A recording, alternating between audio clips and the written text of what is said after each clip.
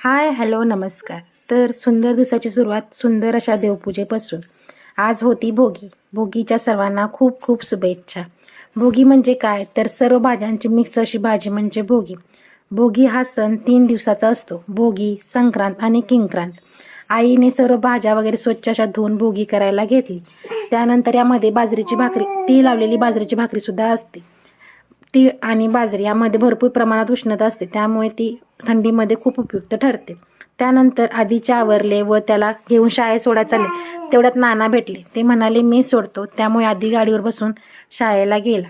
त्याला सोडले व घरी आले.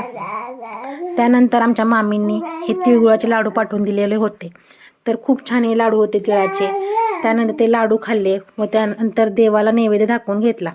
बाजरीची भाकरी आणि भोगीची भाजी असा नैवेद्य देवाला दाखवून घेतला. त्यानंतर आम्ही निघालो खरसुंडीला, कारण आईला व आमच्या काकींना बांगड्या भरायच्या होत्या, त्यामुळे आम्ही निघालो. सगळे रेडी होऊन गाडीत बसले आणि आम्ही निघालो.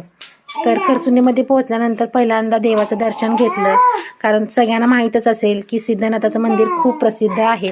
बऱ्याच जणांचं ते कुलदैवतसुद्धा असेल. बांगड्या भरण्यासाठी खूप जणांची गर्दी होती. बऱ्याच महिला बसल्या होत्या. आम्हीही नंबर लावला व बांगड्या भरून घेतल्या.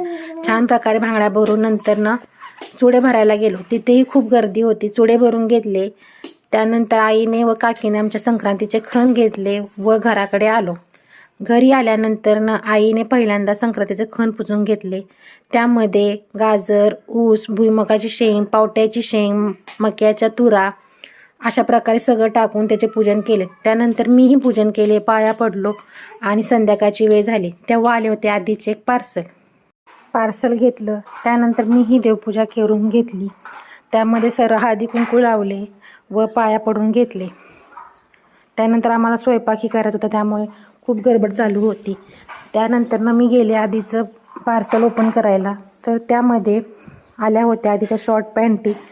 ते ओपन केलं आणि पाहिलं तर खूप छान प्रकारची क्वालिटी आली होती. कमी प्राईजमध्ये बेस्ट क्वालिटी मिळालेली होती. आधीला दाखवलं. आधीला तर फार पॅन्टी आवडल्या.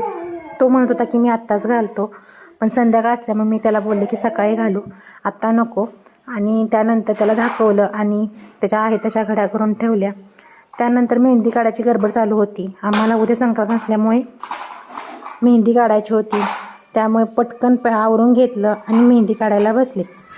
तर चला आपण मेहंदी बघूया कशी काढली होती. मला छोटीच अशी मेहंदी आवडते, फार मोठी मेहंदी आवडत नाही, त्यामुळे सिंपल अशी मेहंदीची डिझाईन मी काढली होती. खूप वेळही झाला होता, त्यामुळे छोटी अशी सिंपल मेहंदी काढली आणि बसले. जर तुम्हाला व्हिडिओ